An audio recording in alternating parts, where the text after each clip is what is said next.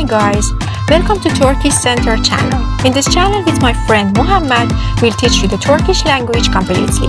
We will share 2 long videos on Saturday and Tuesday and short videos on all days of the week. Don't forget to subscribe, like and comment. Let's go! Lesson 5. Can you take my Turkish order? Dialogue. İyi akşamlar. Good evening. İyi akşamlar. Menü alabilir miyim? Good evening. Can I get a menu? Elbette. Sure. Ayrıca su alabilir miyim lütfen? Also, can I get water please?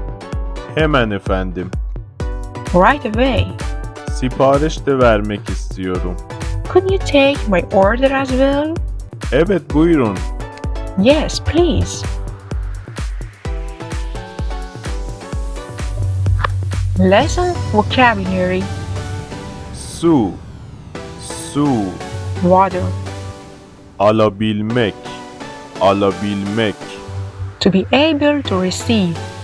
Hemen. Hemen. Instantly. Elbette.